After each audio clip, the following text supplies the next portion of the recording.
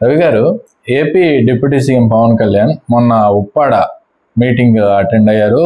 అంటే దానికి ముందు ఎన్నో నిరసనలు జరిగాయి, వాటిని అడ్రస్ చేస్తూ ఆయన అటెండ్ అయ్యారు.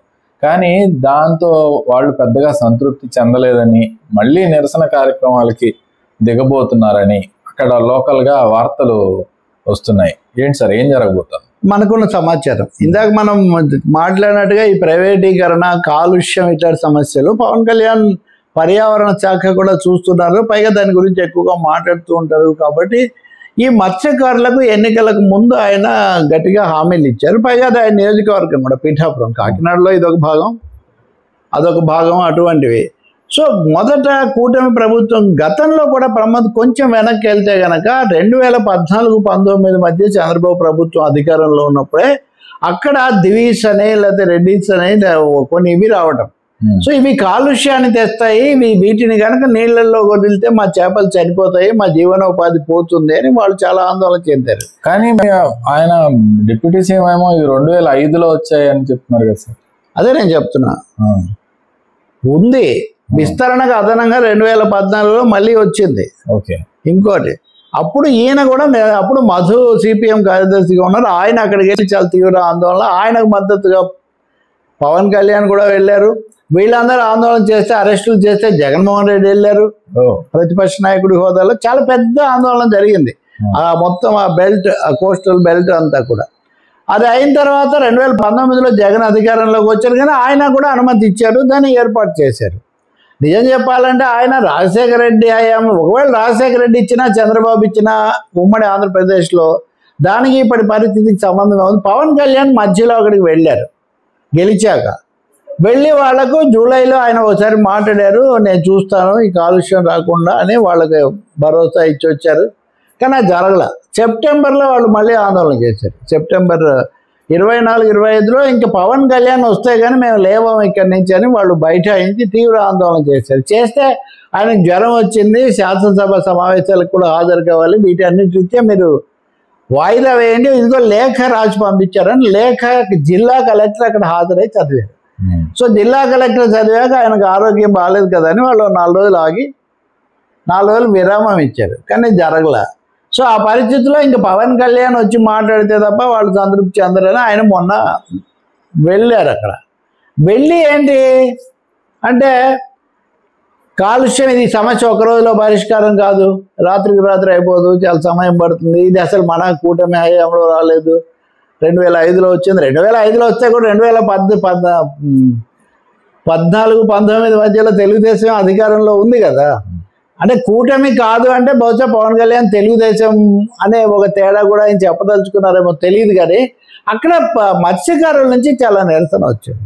ఆయన ఒక విధంగా నేను మీ పాకలో ఉండే లాంటి వాడిని, మీ కుటుంబ సభ్యుల్లో ఒకటిగా చెప్తున్నాను, నేను కొంతమంది లాగా మాటలు చెప్పి మోసం చేయను, ఇదంతా చేయను, ఒక 100 రోజులు నాకు సమయం ఇవ్వండి, కనీసం 3 నెలలు కావాలి.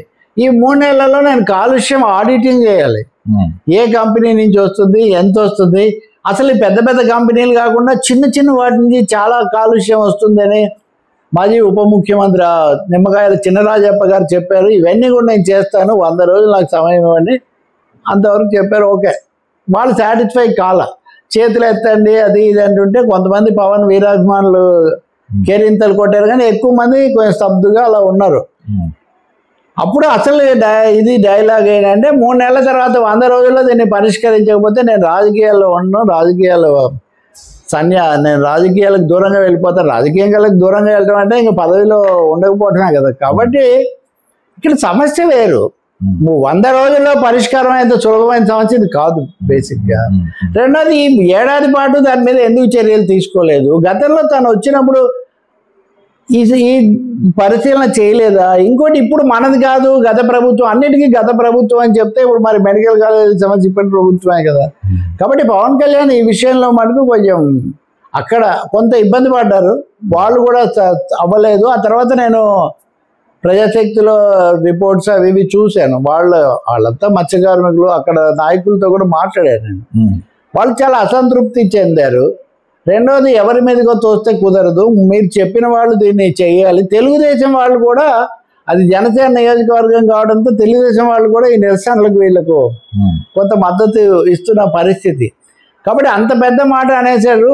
100 రోజుల తర్వాత నేను చేయకపోతే కనుక ఇక్కడి నుంచి తప్పుకుంటాను. అంతకుముందు కూడా కాకినాడలో సీజ్ ది షిప్ అనేది కూడా కాకినాడలో జరిగింది. ద్వారంపూడి చంద్రశేఖర్ రెడ్డి అప్పటి శాసనసభ్యుడు ఇదంతా. కాబట్టి పవన్ కళ్యాణ్ కొంచెం అది అనివార్యతలోనో ఒక విధమైన వాళ్ళని సంతృప్తి చేయడానికో ఆ మాటలు అన్నారు, కానీ వాటికి రావాల్సినంత స్పందన రాకపోగా మన పోరాటం చేయాల్సిందే, ఇలాంటి వాటి మీద మనం ఆధారపడితే కుదరదు అని వాళ్ళందరూ మాట్లాడుకున్నారు. బహుశా తొందరలో సమావేశాలు కూడా వాళ్ళు పెట్టుకుంటున్నట్టుగా కనిపిస్తుంది. ఈరోజు కూడా పవన్ కళ్యాణ్ అప్పటికి ఇప్పటికీ తేడా కనిపిస్తుంది. ఈరోజు సూర్యుడిని కబళించిన మహిళ అనే ఒక పుస్తకం, ఆమె సూర్యుడిని కబళించిన సంథింగ్ అనువాద పుస్తకం మన మిత్రుడు కృష్ణుడు ఆయన అనువాదం చేశాడు, ఆంధ్రజ్యోతి ఢిల్లీ చీఫ్. దాన్ని పవన్ కళ్యాణ్ ఆవిష్కరించారు. మీకు తెలుసు కదా, పవన్ కళ్యాణ్ నా పుస్తకాన్ని కూడా ఆవిష్కరించారు. పుస్తకాలు అంటే ఇష్టం, మాట్లాడతారు అప్పట్లాగే. అక్కడ ఆయన మాట అన్నారు, నేను ఎంతో అధ్యయనం చేస్తాను, కమ్యూనిస్టులు నేను మారిపోయాను అంటున్నారు, నేనేం మారిపోలేదు, నేను కమ్యూనిజంతో పాటు ఈ మతము ఇవన్నీ కూడా నేను చదివాను, ఏది ఎంతవరకు తీసుకోవాలో అంతవరకు తీసుకుంటానని చెప్తూ, అదేమో మహిళలు వాళ్ళ పోరాటాలు చైతన్యం విముక్తి దానికి సంబంధించింది. గాయత్రి పూజ చేయండి, ఫలానా పూజ చేయండి, ఇవన్నీ చేస్తే ఇవి వస్తాయని అక్కడ చెప్తున్నారు. పవన్ కళ్యాణ్ నిజానికి ఆ సభలో అయినా ఈ సభలో అయినా అక్కడ సందర్భానికి ఆయన చేసిన ప్రసంగ వ్యాఖ్యలకు మటుకు నాకు కొంచెం ఆడ్గా కనిపిస్తుంది. అదే కదా ఆయన అన్నది కూడా, నేను మారలేదు అంటున్నారు. అది కాలుష్య సమస్య అయినా ఇదైనా కానీ పుస్తకాలను ప్రేమించడం వెళ్ళడం అంతవరకు మంచి విషయం. అసలు ఆయనకు ఆసక్తి అనే ఆయన పిలిచారని కూడా చెప్తున్నారు. ఓకే రాజు.